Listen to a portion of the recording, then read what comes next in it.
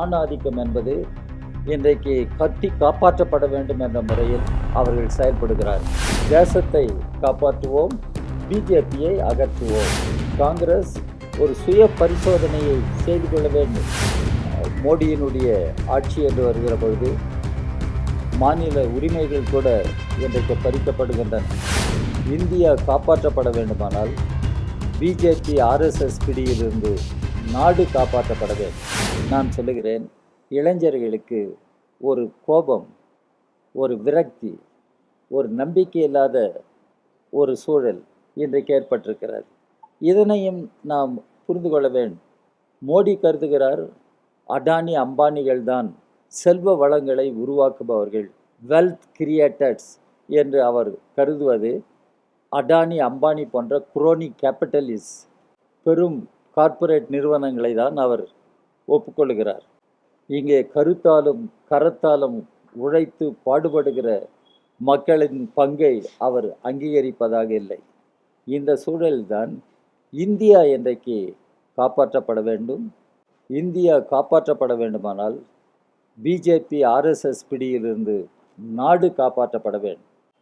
அவர்களை வீழ்த்த வேண்டும். அவர்களை வீழ்த்தி ஒரு மாற்று, இன்றைக்கு அரசியல் மாற்று இந்தியாவிற்கு தேவைப்படுகிறது.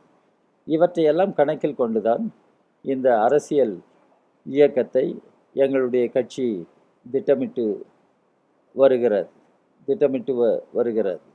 ஏனென்றால் இன்றைக்கு மோடியினுடைய ஆட்சி என்று வருகிற பொழுது மாநில உரிமைகள் கூட இன்றைக்கு பறிக்கப்படுகின்றன. மாநில உரிமைகள், இந்தியாவினுடைய அரசியல் சட்டம் தெளிவாக சொல்லுகிறது, India that is Bharat, union of states. நீங்கள் அரசியல் சட்டத்தை பார்க்கலாம், யூனியன் ஆஃப் ஸ்டேட்ஸ், இப்படி தான் நம்முடைய அரசியல் சட்டம் சொல்லுகிறது. ஆனால் இந்த யூனியன் என்ற கருத்தை ஒப்புக்கொள்ளாத ஒரு கட்சி பாரதிய ஜனதா கட்சி, ஆர்எஸ்எஸ் என்பதை நாம் பார்க்க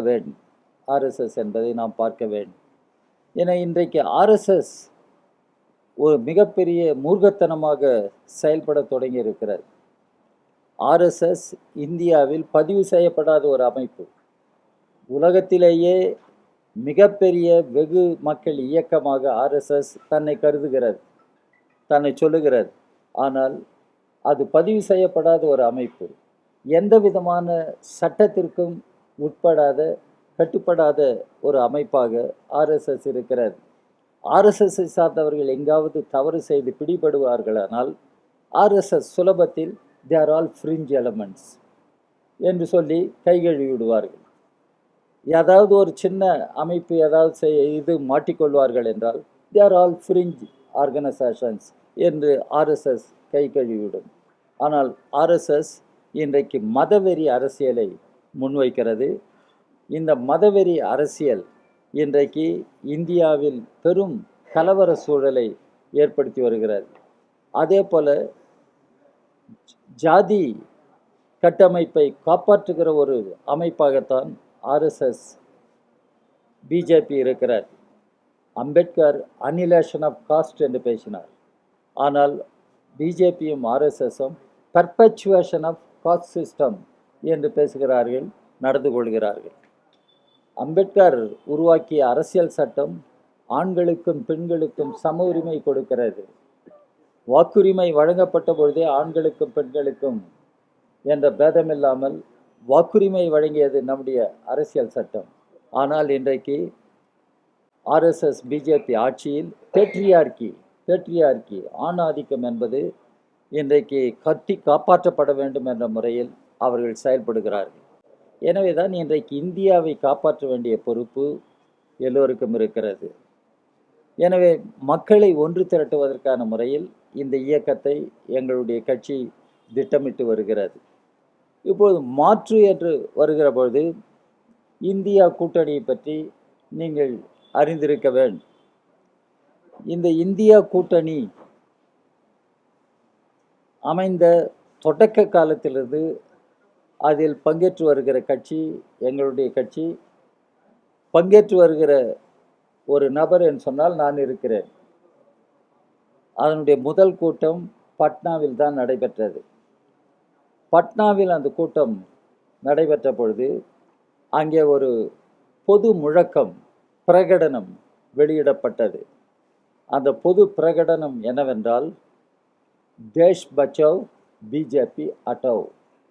அதற்கு அர்த்தம், தேசத்தை காப்பாற்றுவோம், பிஜேபியை அகற்றுவோம். தேஷ் பச்சாவ் பிஜேபி அட்டாவ். அதற்கு பின்னர் பெங்களூரில் ஒரு கூட்டம், மும்பையில் ஒரு கூட்டம், இடையிடையே பல கூட்டங்கள் நடந்திருக்கின்றன. ஆனால் பிஜேபியை முறியடிப்பதற்கான முறையில் இந்த கூட்டணி வலுப்பட வேண்டும். சமீபத்தில் நடந்த மாநில தேர்தல்களில் என்ன நடைபெற்றது என்பதை நாம் அறிவோம். இதற்கு பின்னர் சமீபத்தில் இந்தியா கூட்டணியினுடைய கூட்டம் நடைபெற்றது. அந்த கூட்டத்தில் நான் கலந்து கொண்டேன். அந்த கூட்டத்தில் பலரும் சுட்டிக்காட்டிய ஒன்று என்னவென்றால், இன்றைக்கு இந்தியா கூட்டணியில் இருக்கிற தேசிய அளவிலான ஒரு பெரிய கட்சி, ஒரு மூத்த கட்சி என்று சொன்னால் காங்கிரஸ் கட்சி தான்.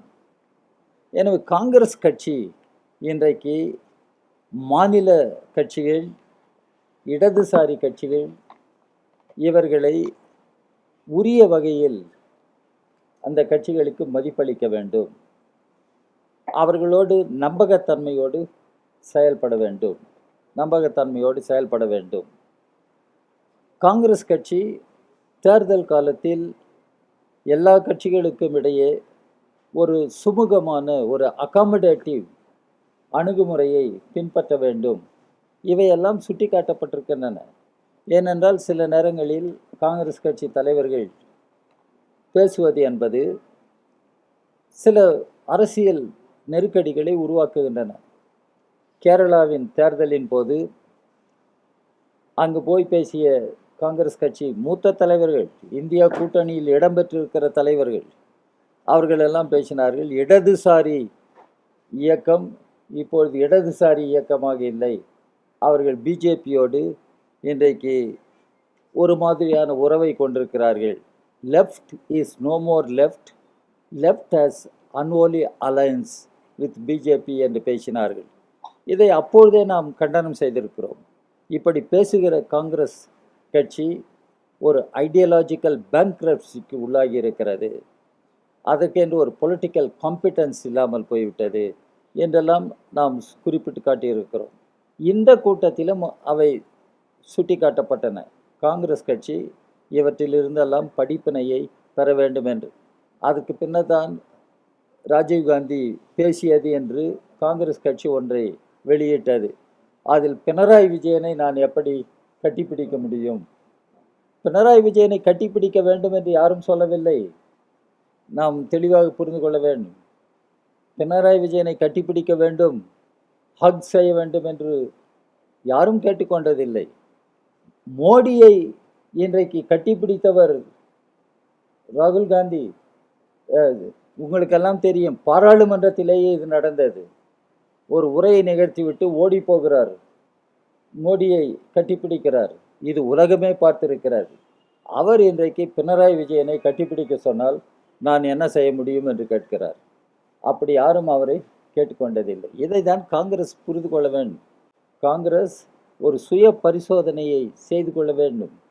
தான் பின்பற்றுகிற கொள்கைகள், மற்ற கட்சிகளின் பால் தான் கொண்டிருக்கிற அணுகுமுறைகள், இவற்றை காங்கிரஸ் கட்சி இன்றைக்கு மறுபரிசீலனை செய்ய வேண்டும். இந்த பின்னணியில்தான் இடதுசாரி கட்சிகள் என்ற முறையில் இந்திய கம்யூனிஸ்ட் கட்சி உட்பட நாங்கள் சொல்லுகிறோம், இந்தியா கூட்டணியில் இருக்கிற கட்சிகள் எல்லாம் இன்றைக்கு ஒருவருக்கொருவர் நம்பிக்கையோடவும் மரியாதையோடவும் இன்றைக்கு நடந்து கொள்ள வேண்டும். ஒன்றுபட்ட முறையில் திட்டமிட்டு செயல்பட வேண்டும். இன்றைக்கு மக்களுக்கு பல்வேறு பிரச்சனைகள் இருக்கின்றன.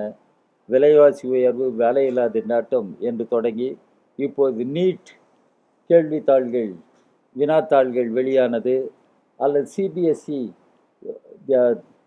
தேர்வு மார்க்கிங் சிஸ்டம், அதில் ஏற்பட்ட குழப்பங்கள் இதெல்லாம் இன்றைக்கு அமைச்சராக இருக்கிற தர்மேந்திர பிரதான் ராஜினாமா செய்ய வேண்டும் என்று இளைஞர்கள் மாணவர்கள் எல்லாம் போராடி கொண்டிருக்கிறார்கள்.